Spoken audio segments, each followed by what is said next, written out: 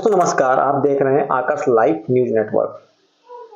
आकाश live news network में दोस्तों आपका बहुत बहुत स्वागत है। दोस्तों आज की राजनीति में, आज के इस भारत की राजनीति किस मोड़ पे आई है दोस्तों, खास तौर पर उत्तर प्रदेश में दोस्तों अखिलेश यादव ने जिस पीडीए का नाम लेकर 2024 की लोकसभा में सीटें भारतीय जनता पार्टी से ज्यादा पाई हैं, अब वो बिल्कुल पीडीए के फार्मूले पे वर्क कर रहे हैं, क्योंकि उन्होंने अभी तक जो टिकट फाइनल किए हैं समाजवादी पार्टी के, उसमें से 3 ओबीसी नेताओं का टिकट फाइनल किया है और वहीं पे 4 में मुस्लिम नेताओं का टिकट फाइनल किया है। दोस्तों ऐसा क्यों कर रहे हैं? क्योंकि जो पीडीए का कॉम्बिनेशन है उनको देर से सही लेकिन समझ में आ गया है कि अगर उत्तर प्रदेश की इस समय राजनीति करनी है तो एक पीडीए ही ऐसा शस्त्र है जो भारतीय जनता पार्टी को रोक सकता है। क्योंकि उत्तर प्रदेश में सबसे ज्यादा एक पिछड़ी जात के लोग, इनकी संख्या 50% से ज्यादा है। इसलिए जो पीडीए का फार्मूला है, अगर भारतीय जनता पार्टी के रथ को रोकना है तो इस फार्मूले पे लगातार वो काम कर रहे हैं। उन्होंने अभी तक एक भी जर्नल को टिकट नहीं दिया है। आप देख सकते हैं जिस जनरल सीट पर अखिलेश यादव ने एससी को टिकट दे दिया था दोस्तों, जिसकी वजह से लोकसभा सीटों में इजाफा हुआ और उनकी पार्टी को काफी फायदा हुआ। बात करते हैं अयोध्या की।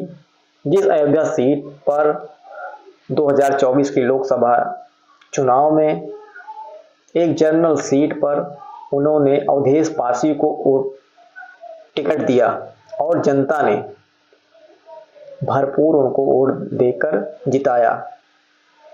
अब वो समझ चुके हैं कि अगर इनका मुकाबला, भारतीय जनता पार्टी का मुकाबला कोई कर सकता है तो वो पीडीए है। पीडीए में लेकिन दोस्तों केवल एक यादव, वो भी उनके परिवार का, उन्होंने यादवों को भी टिकट देना बंद कर दिया है। जिस तरह से भारतीय जनता पार्टी लगभग वो 50% तो अपने कोर वोटर जनरल कैटेगरी को टिकट देती है, उसके बाद वो दलितों को, पिछड़ों को टिकट बांटकर 2014 से भारत की राजनीति में एक बड़ा मुकाम हासिल किया है।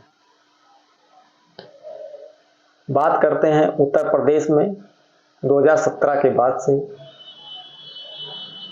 अभी तक उनकी राज्य में भी सरकार भारतीय जनता पार्टी की है। उसमें भी यही कारण है, क्योंकि देश के गृह मंत्री अमित शाह जी ने ऐसा समीकरण सेट किया कि ज्यादा से ज्यादा टिकट उन्होंने पिछड़ों और दलितों को दिया, जिसकी वजह से उत्तर प्रदेश में 2 बार लगातार सरकार बनी। और अब यही गेम अखिलेश यादव समझ चुके हैं। उनके मुस्लिम यादव कोर वोटर हैं, इनको कम टिकट देकर अन्य बैकवर्ड्स को टिकट देकर दोस्तों भारतीय जनता पार्टी ने लगातार बम्पर वोटों से, बम्पर सीटों से लगातार 2 बार सरकार उत्तर प्रदेश में बनी। अब अखिलेश यादव को भी पता लग गया है कि अगर उनकी नैया पार हो सकती है, अगर उनको ज़्यादा से ज़्यादा सीटें जीतना है और उत्तर प्रदेश में फिर से एक बार समाजवादी पार्टी की सरकार बनाना है, तो पिछड़े और दलित अल्पसंख्यक इन पे ज़्यादा भरोसा कर रहे हैं। जैसे लालजी वर्मा, सुमन सरोज, इंद्रजीत सरोज,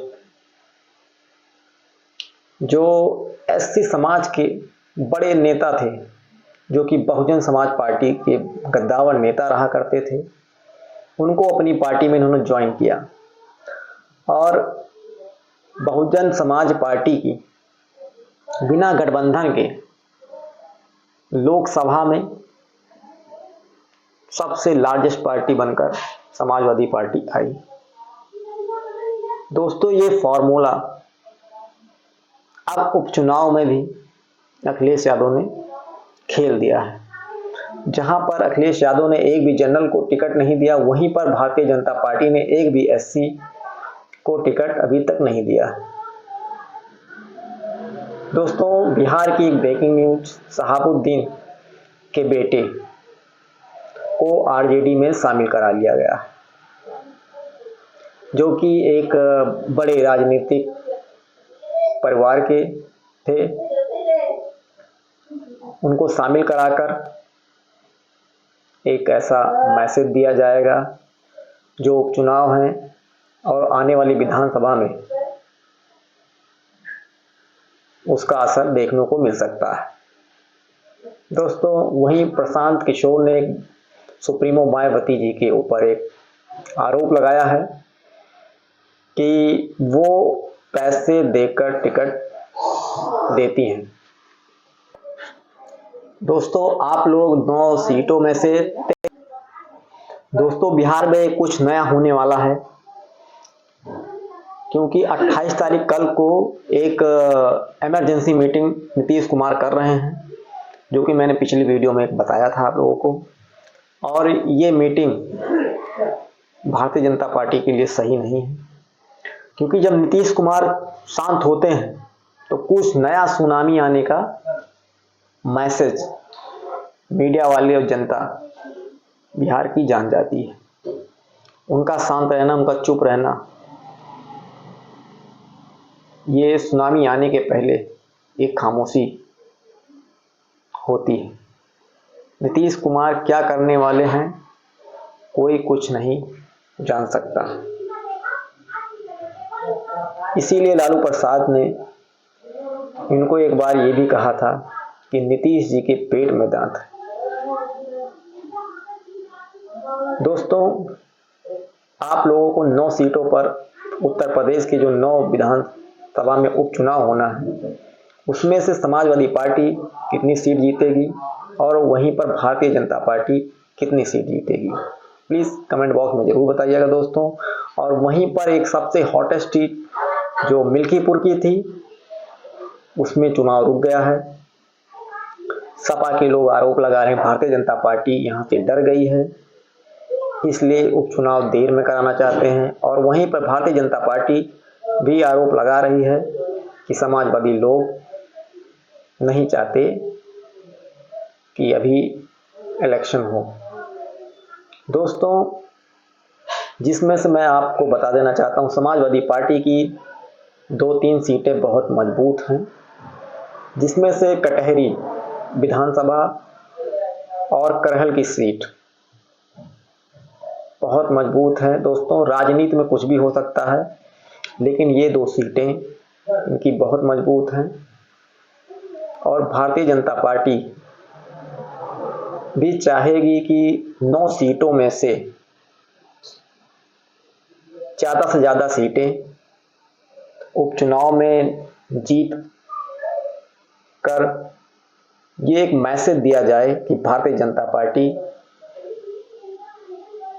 अभी यूपी में बहुत मजबूत है, और वहीं पर समाजवादी पार्टी ज़्यादा से ज़्यादा सीटें जीतकर वो एक मैसेज फिर से देना चाहती है पूरे उत्तर प्रदेश की राजनीति में कि समाजवादी पार्टी का वोट ग्राफ बढ़ चुका है और समाजवादी पार्टी पहले से काफ़ी मजबूत है।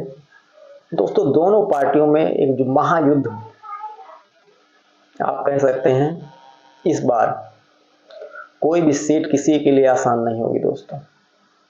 2 सीटों को छोड़ दिया जाए, क्योंकि समाजवादी पार्टी करहल उसका गढ़ है, और वहीं पर लालजी वर्मा अंबेडकर नगर लोकसभा से सांसद बन गए हैं। उन्होंने एक सीट छोड़ी थी कटहरी, जिसमें उन्हीं के घर के लोग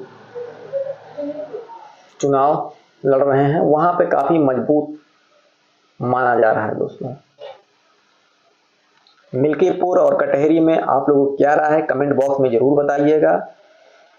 कितनी सीटें, 9 में से कितनी सीटें समाजवादी पार्टी जीतेगी और कितनी भारतीय जनता पार्टी, ये भी कमेंट बॉक्स में जरूर बताइएगा। अगर वीडियो अच्छी लगी हो दोस्तों तो चैनल को बिना सब्सक्राइब किए मत जाइएगा दोस्तों।